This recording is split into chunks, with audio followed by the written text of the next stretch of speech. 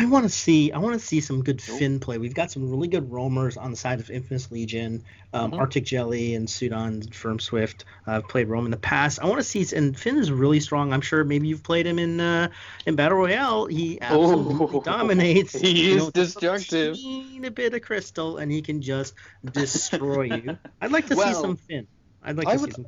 Do you know what? Me too. But we have, Mr. Autocorrect, we have started the draft, and immediately that troublesome jungler Glaive is banned so fast, followed up with the ban of Adagio. Very respectable bans, Glaive and Adagio, equally strong in lane and jungle.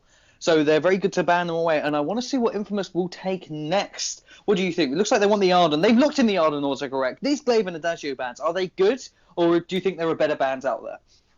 Well, I mean, and this is, again, you're seeing right away the differences between, say, NA or EU, right? With with people seeming to not care about Black Feather, where you would have an NA, a Fuji running a Black Feather or a Rhyme. So they're not really worried about that here in the SCA. The Glaive seems to be the real strong ban in SCA simply because of his ability to burst down strong junglers in the early game. You run a tension bow. He's got that crit. That guaranteed crit on his Blood Song, with a little bit of attack speed. He's super strong, and he combos really well into other heroes like a Scarf, or something like that. So I'm not surprised. I know Spaghetti's least favorite hero is Glaive for good reason. So I know that. He said that in his stream. I do watch his streams. So he doesn't like going up against Glaive, did he say? Doesn't like to go up against Glaive. Ah, well, there you go, guys. If you want to beat Infamous Legion, try and get that Glaive. Don't ban away the Glaive, or just take a Black Feather. He's equally as strong. Learn your Black Feathers, because I know that Suit and Tie were formidable on that Black Feather, so they'll be one to watch. But the Sky, all the bans and the picks have been locked in, so if you're just joining us, this is the Tesseract in SEA. This is the first matchup between Infamous Legion and autocorrect? And Galaxis. And Galaxis.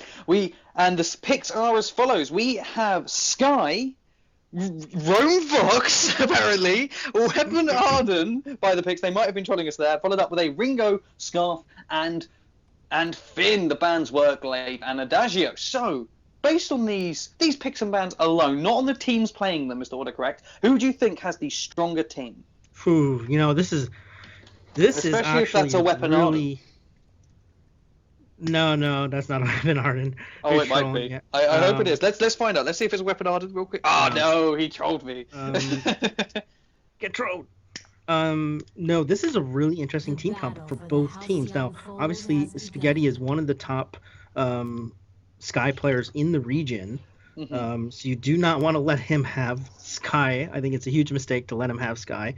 But then on the other side, you've got Galaxis with a strong Scarf and a strong Ringo as well. Now it looks like Scarf in the jungle has become kind of a thing in SEA. A lot of reason because he's a really strong poker on melee junglers like Cruels and Glaives in the past, and of course all the assassins like Taka and Koshka. So a lot of people in SEA are starting to use that jungle Scarf a lot more now. Do you know what I would have played? I would have played that Ringo in the jungle, because Ringo counters Sky quite heavily, but we're going to see a fight coming out now as the forward barrage does come through, but the coup is popped to deter them from going forward, but Swift is taking so much damage from that fan. The flames, the flares are popped to keep them in range, and there is the target lock on onto Panda, but the forward barrage is followed. There is no face checking, but Spaghetti is down in there. The series strike managed to clip his health and dodges the quibble, but Panda does not have his Spitfire yet. He does, but he gets picked up immediately by the forward barrage. Spaghetti is going absolutely ham on this guy, autocorrect. It looks like Finn will be the next to fall. Will they get the kill? There's the forward barrage pick up the kill, and then it's now a 2-0 in the jungle. That's how you start a tournament. 1 minute 20 seconds in, 2 kills, autocorrect. That was unbelievable. Yeah, and this is exactly why I said, you don't let Spaghetti have the Sky, because he can do this to you. Now, we saw a couple of things there in that last fight. One, the Quibble missed on the Sky, which was a bad miss because it does so much damage. That would have kind of deterred Spaghetti, or maybe even told him, you need to back off. He didn't get that. He had about 80% health there, and so he was able to continue to keep pushing. Didn't see Finn also body block that barrage against Scarf there as they split. No. You saw Sky on the left side, then you saw Arden kind of away from him, and so he didn't get that body block, and that also led to a lot of that fight. Yeah, well, now we see Arden is babysitting this Vox in lane. A very good idea, especially Ringo is going to go very well against the Vox. But because of the babysit, now Ringo is behind. while the fight was happening in the jungle, he was pressuring Kalukia sorry, I said that name wrong, but he was pressuring the Vox in the lane very well, and now he may take a blood for blood to the face. Vox is putting the pressure on. Will they be able to pick up the kill with Ringo under the turret? They do! Vox picks up the kill, but takes a few turret shots in the meantime, but there is a Goop Spitfire combo to deter the Vox, and now Arden's going to try and body block for the Vox like the Finn didn't. Almost quite close. I mean, Vox is licking his wounds right there. It was a fantastic kill, though. As the full barrage comes in, now we've got a Spaghetti in the lane. This is going to be different. There's a full barrage. Will they be able to pick up the Finn? But no, Scarf comes into body block. That was a clutch save coming out from the Scarf from Bird Panda. Though Spaghetti is not scared. He's about to dive in a 1v3, and he does, and he almost picks up the Scarf with the Sewer Strike. Oh my god, that is impressive. And they let him get away. They don't rotate down to save him, but no, Bird Panda's going down with the Scarf. Autocorrect. Where's this fight going to go? He gets one back. Oh, he dodges the Spitfire. Where's this going to go autocorrect? As Sky steals all of the red team's farm. Yeah, I mean, interesting there is, you know, you're seeing Spaghetti's always going to do this. He's always going to push the envelope of what he can do. Now, the only thing I would say here is he did get the farm, which is really crucial. Obviously, you want to steal as much farm as possible, but I think they could have even maximized this had Kahlua came down across and kind of backed up Spaghetti. They could have gotten a kill there. So, I mean, letting Spaghetti run alone, and you're seeing this as well right now. He's just going straight up against him and just getting the kills and the damage. It's a 1v3. This is why I say I would have run this Ringo in the jungle, because he does hard counter Sky, but I just say that and he just gets picked up immediately. Well, I shouldn't even speak autocorrect, and now Finn will be the next one down. It won't be an ace because Scarf is up. But Spaghetti, you're scaring me. Calm down. He's OP right now, autocorrect.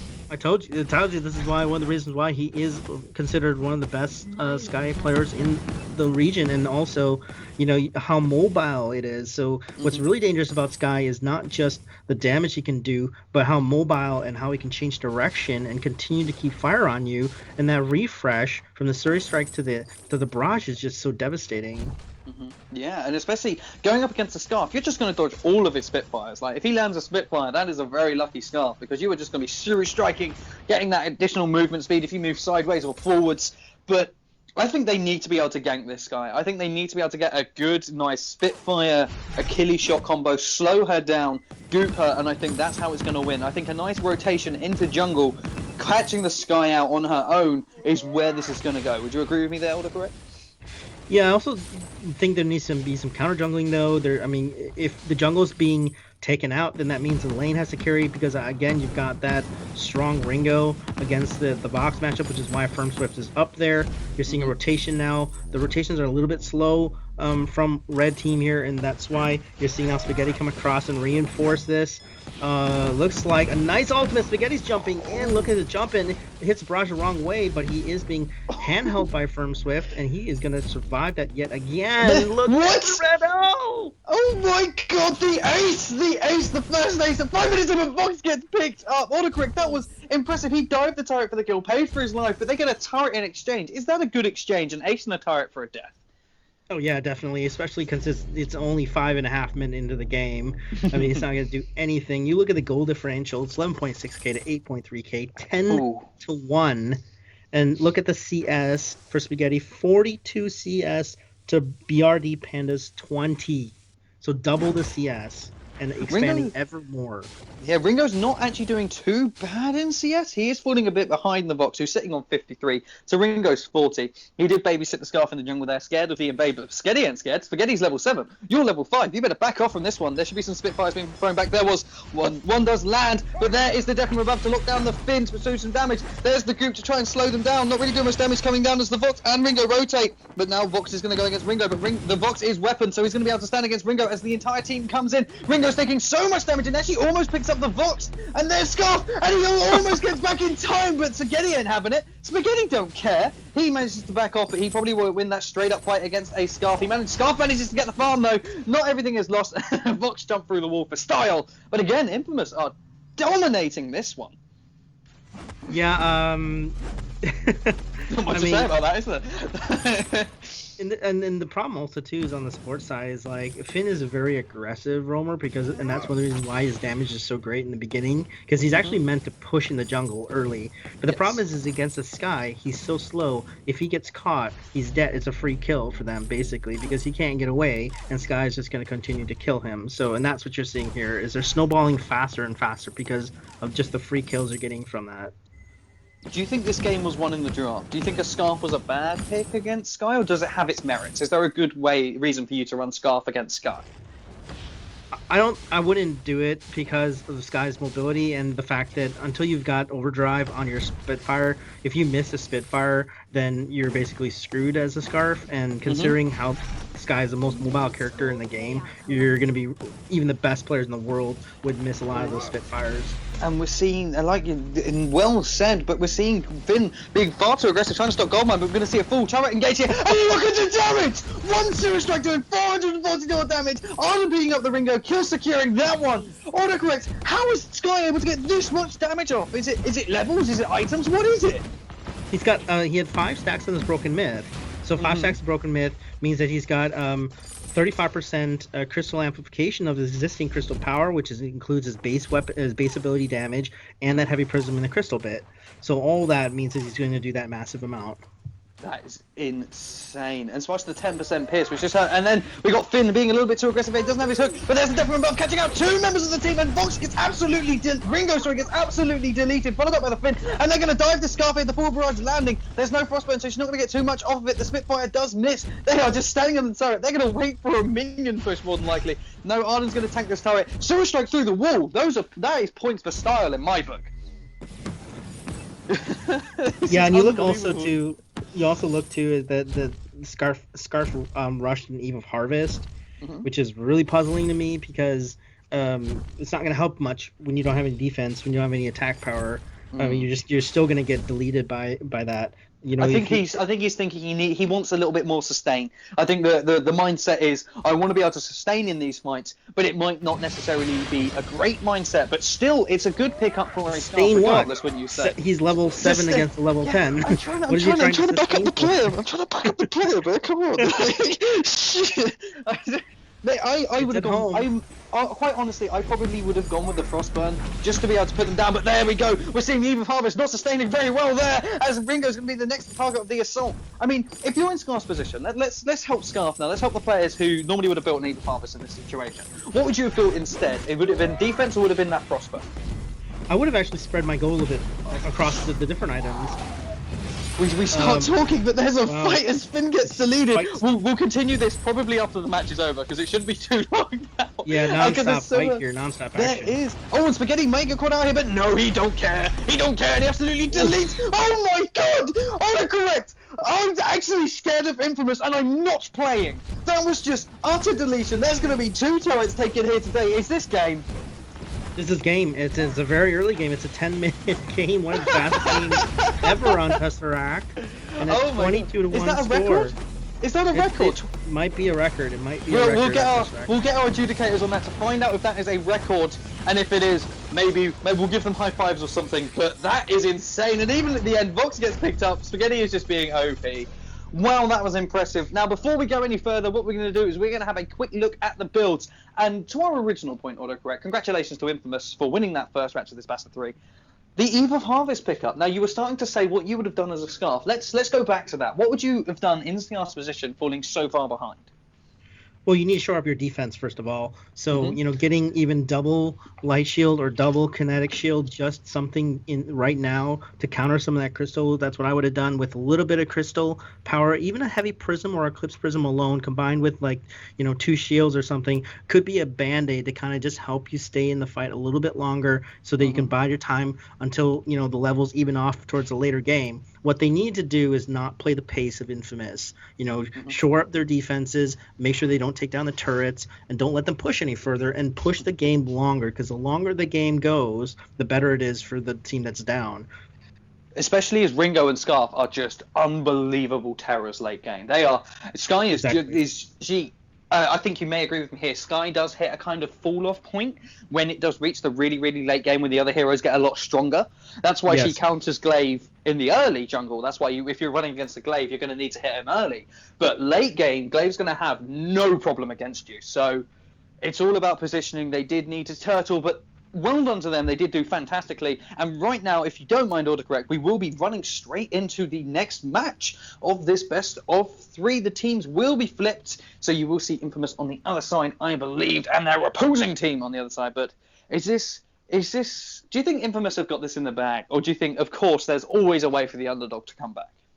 I mean, there's always a way. There's always a way. I mean, we've seen that in NA. You know, we've seen that many times. There's always a way, definitely. But you know, I think you just got to not have the comfort picks for guys like Spaghetti. I mean, that's got to be the first thing. Everything starts with the draft, and so you need to come in as a professional team, as a competition team. Your first plan for any competition should be, how do we do the draft? How do we approach the draft strategically so that it gives us an advantage, or at least at the very least doesn't give the enemy team a huge advantage, like putting Sky on his #1 comfort character in the region. Yeah, because sometimes comfort picks are better than counter picks. I mean, I remember in the EU Live Finals, I think Ryan was put up against like 2 ranged heroes and they still won. So comfort picks are incredible. So it can pay off to not ban the counter pick to your pick, but ban a comfort pick. So I wouldn't be surprised if we see a Sky ban and a much tankier jungle here today. So autocorrect, let's give some advice, because you're a much better player than I am. If you are, that is your team right there. You just got beaten by Infamous. What would you be telling your team? What is your strategy coming into this game? Well, first, I think as a team leader, #1 thing is you need to take care of the mentality of your team. Mental toughness is #1 thing in competition teams. So you need to, first, I would say some words of encouragement. Nothing's over till it's over. You know, you can always come back and give a good fight. And so the point is, make sure your players are strong mentally, and then talk about the draft. How are we going to approach the draft? Obviously, we need to ban Spaghetti off the Sky. So assuming that we are going to ban the Spaghetti off the Sky, what are some secondary picks that they're going to pick? That's, you know, will Spaghetti then go to his Adagio? Will he then go to, you know, something else, even maybe a Celeste, you know, or something like that? And if he does, play an if-then case scenario. If he goes with Adagio, what do we do to counter that, right? And then what are they going to counter our counter? And you got to play that game and play out some simulations in your head and talk about that. Glean information from your teammates. You know, have you played against Spaghetti before in ranked? What does he use as a secondary pick, et cetera, et cetera. Oh, okay. I like that. That's a good pro strats coming up from autocorrect. But we will keep you guys waiting no longer for this Tesseract, the most prestigious tournament in SEA. We have a matchup between Infamous Legion versus Galaxis. And this is backed by Mob Crush. So have fun, sit back, get your popcorn. Infamous are 1-0 ahead for those of you joining. And let's see if autocorrect's teachings play true in this game, because it is Galaxis banning first. Let's see if they ban that Sky. Yep, there it is. They have taken the comfort pick away, autocorrect. Is this a good move? Oh yeah, definitely. You have to. There's no way about it. Like, you give the Sky, he wins. I like that. You have to. It's you don't give, you know, military dictator a nuclear weapon. You know? I like that. You just don't give that. You know, bit of a controversial contrast, but still a contrast at the end of the day. And Scarf is banned. They banned away Scarf for some reason, even though they went so well against him. Do you think? And the Adagio's picked. They've listened to you even more. They may have taken away the strongest laner and/or jungler. No, strongest laner, sorry, of this patch. Arguably the strongest laner of this patch. But they have got Vox and Glaive. I'm scared for Galaxis right now, because they've got 2 extremely strong heroes, but they may be picking up the counter to both Vox and Glaive. Even though Glaive beats this guy in the early game, Vox does not, and it is Blackfeather. Weapon Blackfeather will be showing his face. We're going to see an Adagio in the jungle. What do you think of these picks so far? As they are all picked in, we have the Adagio, Blackfeather, Arden for Galaxis, and Vox, Glaive, and Catherine for Infamous Legion. Based on the picks alone, my friend autocorrect, based only on the picks, not the teams, who's going to take this second match of this best of 3? Oof, that's again a really. They're both really strong call. Picks. Wow. I am going to say, if I'm not counting the players or the teams playing, I would say the Adagio Blackfeather combo would be the stronger team comp here, because of the weakness of Vox in the early game, the opportunity for lane Adagio to completely push him out of his farm and dominate the lane, and then on the other hand, you know, Vox's late game really strong and sustained, and then if he's getting damage buffed by Adagio, it could be absolutely insane. Definitely. I think we're going to see that Blackfeather in the lane. Who stands up? Possibly the hero you want to go against in lane as Blackfeather is Vox, isn't it? That's the one you want to go against. And in jungle, the one you don't want to go against as Adagio is Glaive. So we have got double counters, but counters in different places. Do you think we're going to have a fun Adagio who may be able to hold his own? He has got the Agent of Wrath first, but Glaive is still such a powerhouse in the early game. Adagio is one of the strongest heroes in the game, in early game, simply because with a little bit of attack speed, like you saw here, the Swift Shooter picked up, combined with his damage buff, can really destroy pretty much everybody. And since he is a range hero and he has one of the longer ranges in the game, he's able to kite down the Glaive pretty early on. And we're seeing the engage there. Autocorrect, sorry to cut you off, but it is going to be a 3v3, but the Arden is really low health as Glaive comes in. He's saving the afterburn. There it is to punt the Arden back, and Adagio is trying to do as much damage as he can to Spaghetti, who's doing a fantastic amount of damage, but Blackfeather just ran in. He wanted that kill far too badly. Glaive's going to pick up the kill on the Adagio very easily, did some nice amount of damage back, but in that fight, Autocorrect, I think they let Infamous get a little bit too close with the range that they had. Yeah, and the formation was really off because, as the Adagio, you don't want to be the one close in, and so he should have been further out instead of Arden being thrown further out. And then you had a kind of a little bit of a late rotation from Blackfeather coming down and then targeting the tank instead of targeting Glaive there. Yeah, he may have been misclicks, but he should be more, even though at the start of the game he was less pressurous against Vox, even though he has that Book of Energies. If I'm a Blackfeather, I will take a ton of damage early game. Like level 1, I'm going to take a lot of damage as he gets merciless pursued and turned on by the Sonic Zoom. Obviously, if you know the support is there, that's when you back off a little bit. But early game, Blackfeather with that on point, with that barrier, with that Book of Energies, you can take a ton of damage and still get it all back. Keep the pokes up from a little bit of a distance until you need to engage and still sustain. Is that a good tactic, or am I just an EU scrum? Well, as far as the tactic is concerned, I think that's perfectly fine. Definitely you want to leverage the barrier on that B skill as much as possible, and you want to time the B skill so that you know if somebody's going to hit you. If you're going to get hit with that Sonic Zoom double hit from Vox, you want to make sure that barrier is up because that will negate pretty much all of that coming in on you, and that's kind of what you should be doing, is alternating between that. And here we go, we have a jungle fight already. And again, Adagio is standing far too close to this Glaive, and he's going to take a ton of damage. The afterburn comes in to pick him up.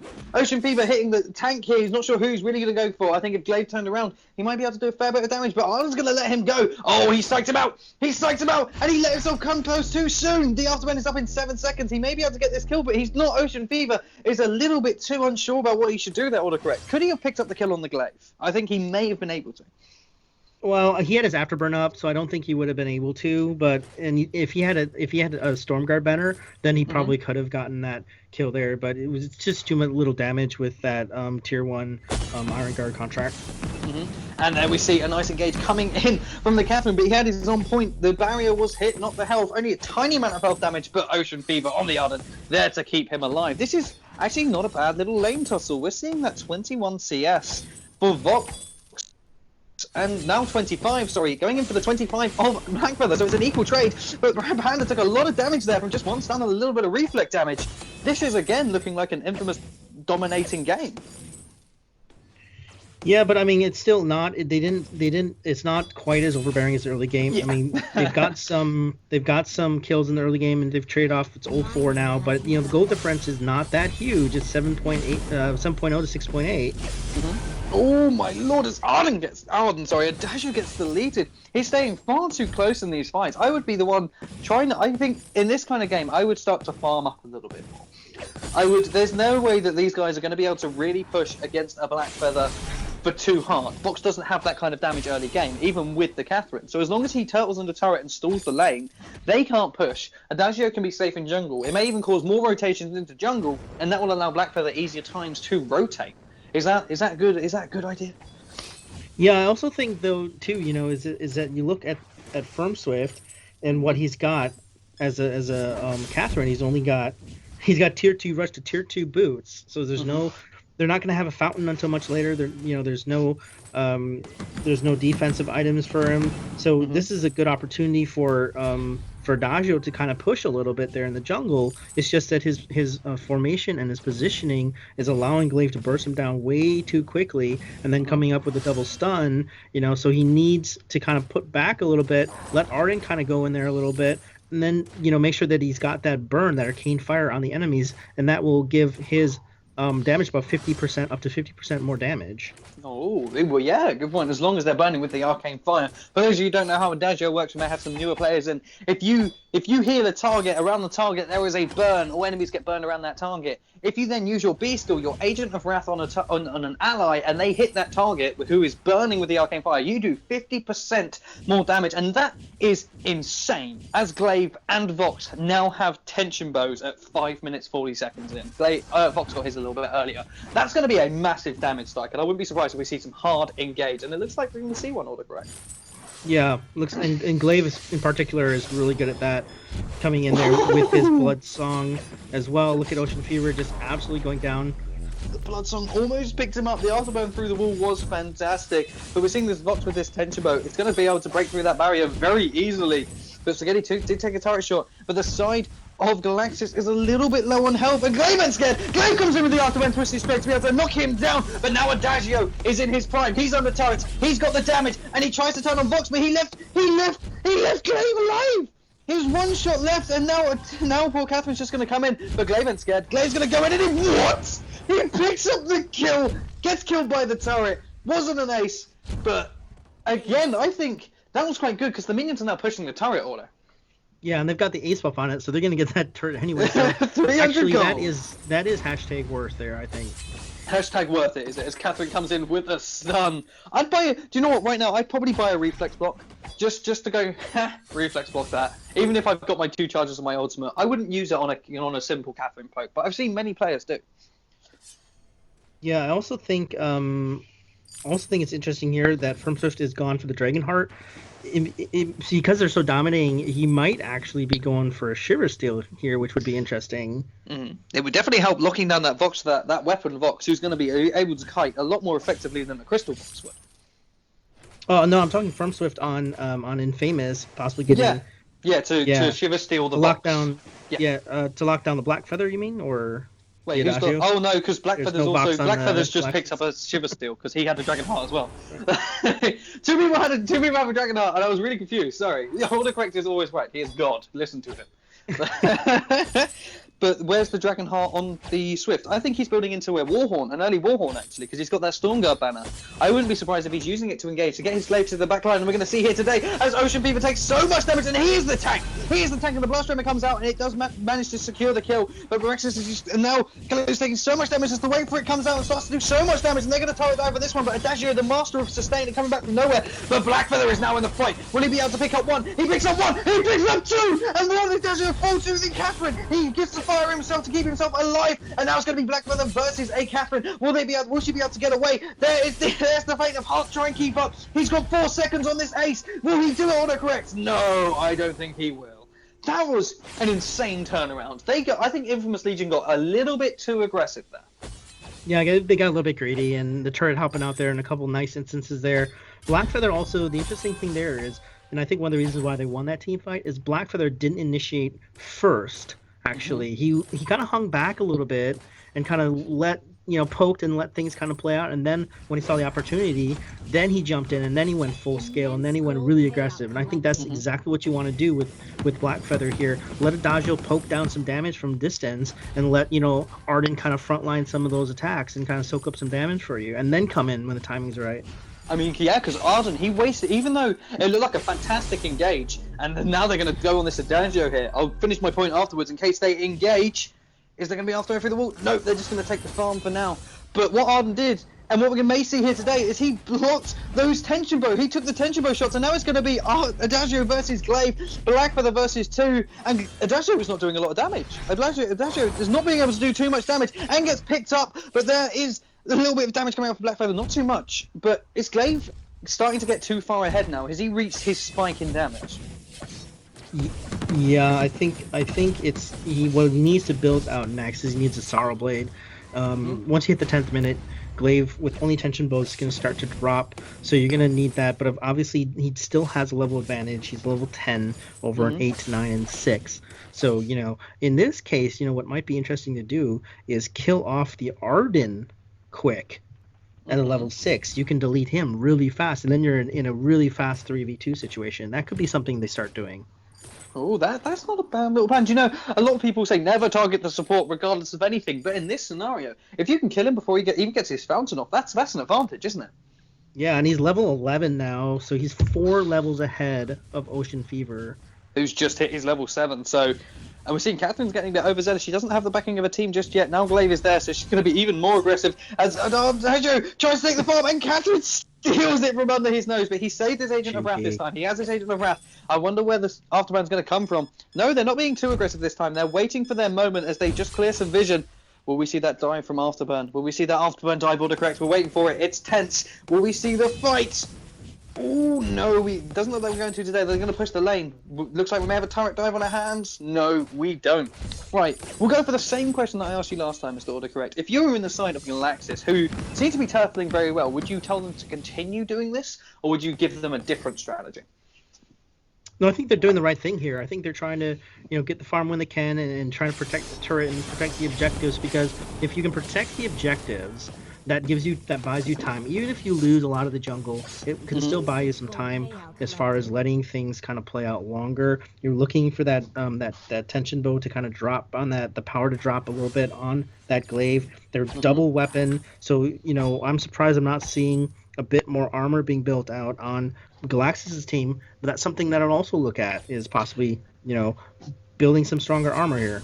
Well, Blackfeather does have that Atlas Pauldron, so it could prove to be useful as he dives in with the ultimate to knock back Galaxis, who does manage to reflex block it, but he's going to take so much damage from Spaghetti, who is weapon. He doesn't really be able to do much back, but Panda isn't scared. He actually managed to soak up more damage in a 2v1 than his entire team did collectively.